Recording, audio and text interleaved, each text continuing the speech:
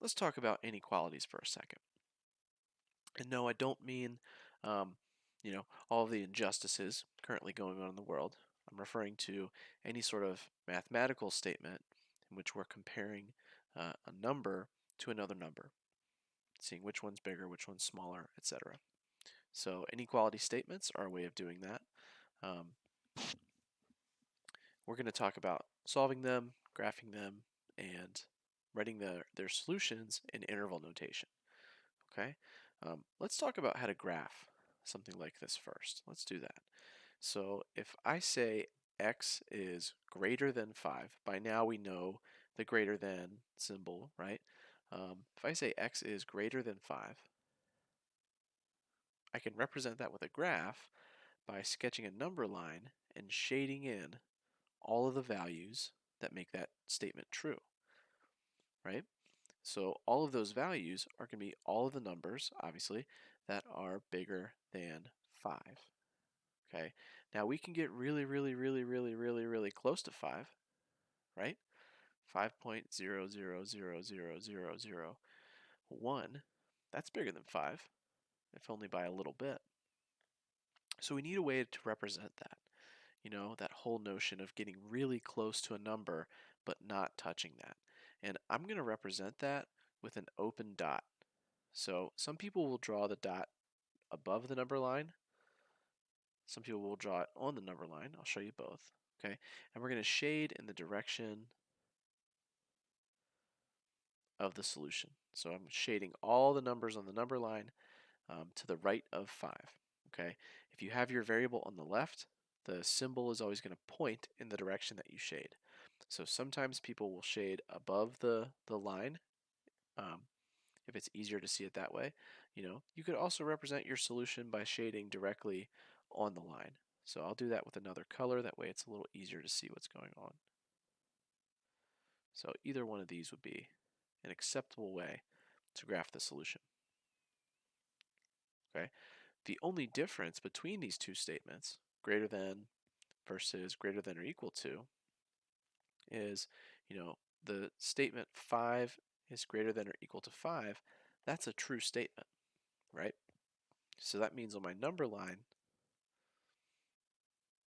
I don't have to get really ridiculously close to 5. I can be at 5 and have a true statement. So instead of an open dot, I can draw a closed dot. And I'll still shade everything to the right. Okay. Likewise, if you wanted to shade on the line itself, you could definitely do that. Okay, with a closed dot. So let's just make a note over here, something to keep track of. We have, symbols without the line underneath. We're going to use an open dot. Okay, if I have symbols with the line underneath, I'm going to use a closed dot. Look kind of like little faces here, don't they? Let's talk about the less than symbols while we're at it. So if I were to do x is less than, I don't know, -2, right? We would graph a number line. It could be as specific as you want. You could put a spot for 0 if you want to. You don't have to, right? Would we have an open or a closed dot here? It's going to be an open dot because while I can get really, really, really close to -2, I can't touch it. Okay. Now, which direction points to less than? Well, everything to the left is always going to be less than. Everything to the left. Less than left. Okay, let's do x is less than or equal to, I don't know. Let's do a decimal. Let's do pi. So we know pi is about 3.14 something. So let's represent this. We have 0, 1, 2, 3. I'm going to make my number line a little bigger just to kind of drive this point home.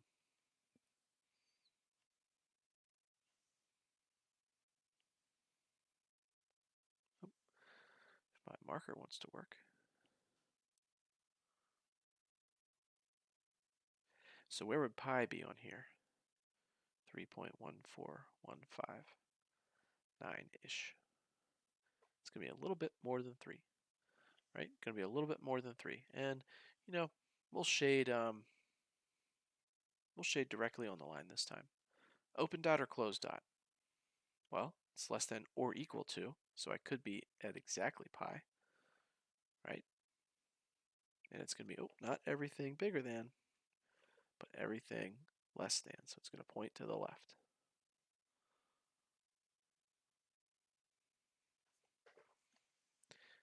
Let's talk about writing our answers in interval notation. So we graphed our solutions.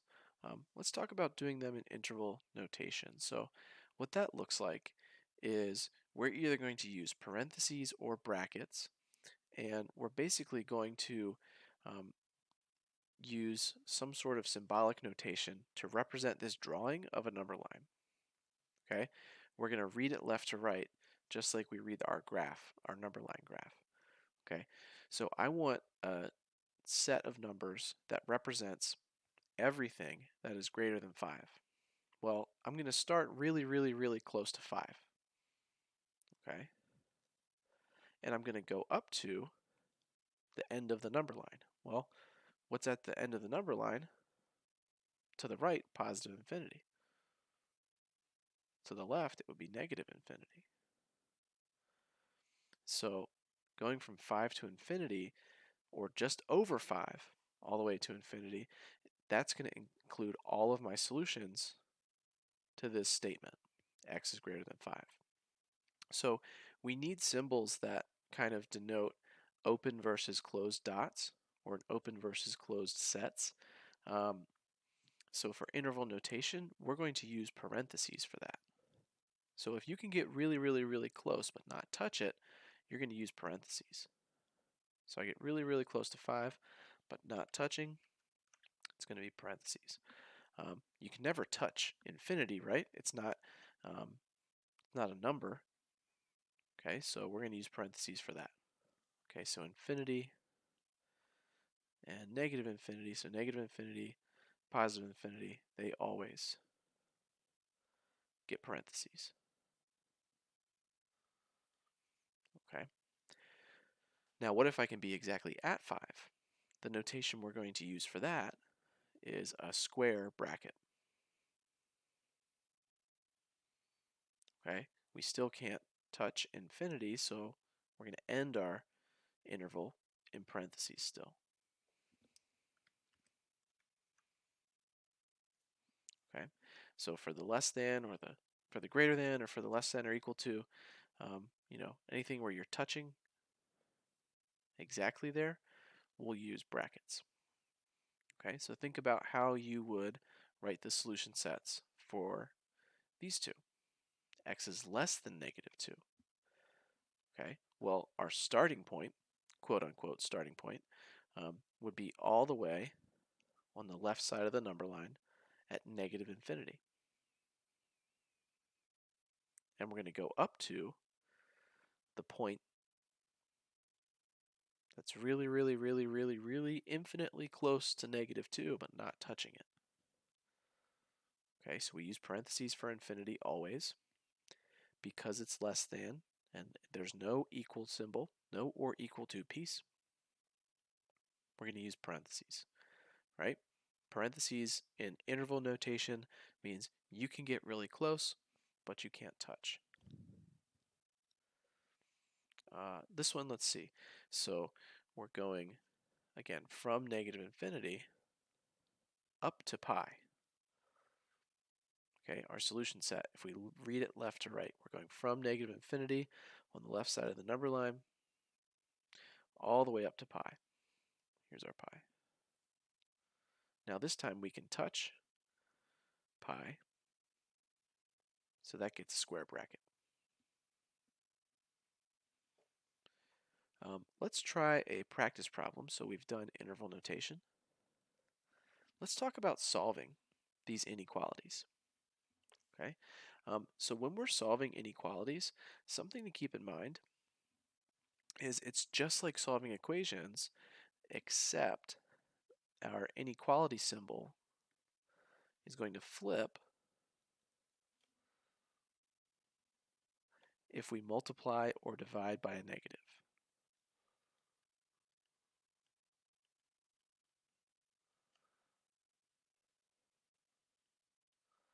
And I want to kind of prove why that is. So let's suppose I had, I don't know, negative x is greater than 2. Okay, and I wanted to solve this without using multiplication or division. Now, if we were doing just an equation, negative x equals 2, we could just multiply or divide by negative 1, right? That would change the sign, and we know x is equal to negative 2. Well, it doesn't work the same way here, okay? And here's why. Another way that you could solve this is using addition. So we could add x to both sides, right? Negative x plus x is 0. And I'll do it over here just to prove it's the exact same. Add x to both sides.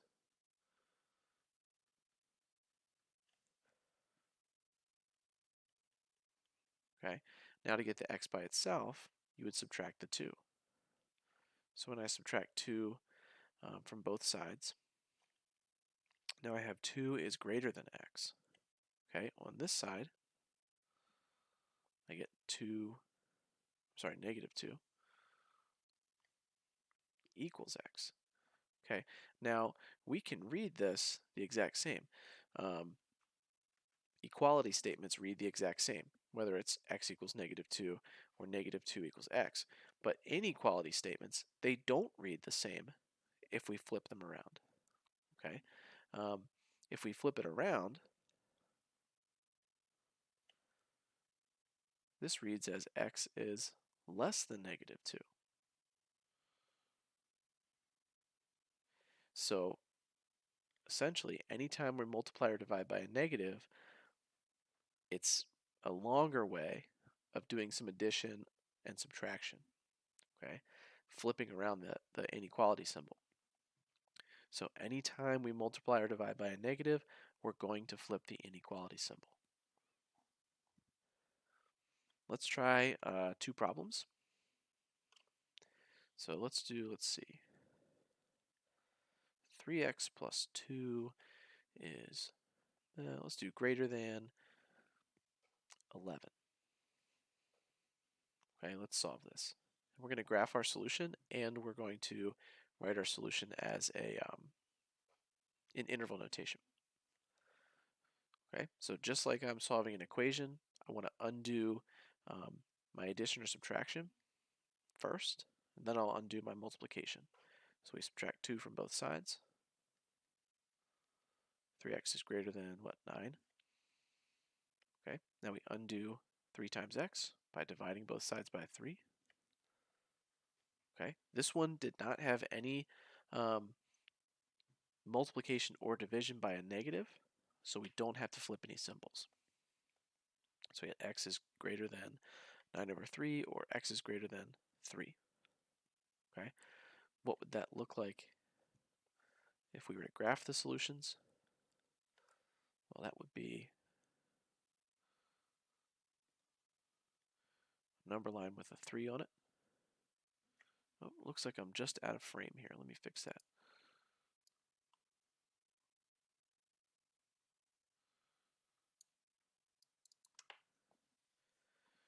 So our solution there, we'd have a number line with a 3 on it. And this is a greater than symbol, so we can get really close without touching. So open dot, and we're going to shade to the right. Shade everything greater than 3. Okay. In interval notation, we would start at 3. Okay. Parenthesis because we're not touching, and go to infinity.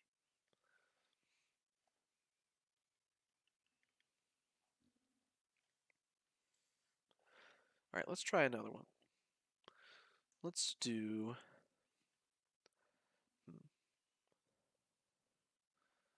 let's do 2 times 4 minus x is less than or equal to 3. Okay, we want to get x by itself. So the first thing I'm going to do is I'm going to distribute my 2. So I have 8 minus 2x is less than or equal to 3.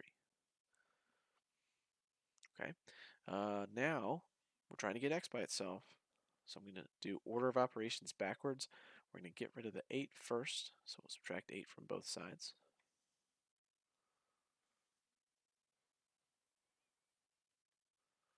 Let's see, 3 minus 8 is negative 5. Okay, now I want to get x by itself. So I'm going to divide by negative 2 on both sides. And I just divided by a negative. You know what that means? That means I have to flip the symbol. Just multiply it or divide by a negative.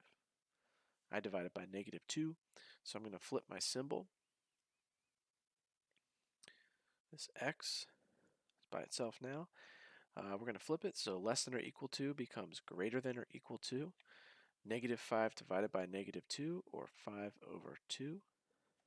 That's 2.5, in case you like to write your answers as decimals. So let's go ahead, let's graph our solution. So graphically, on a number line, I'll do this, I'll put a 1, let's do 0, 1, 2. Do you have to do this every time you're dealing with a decimal? No.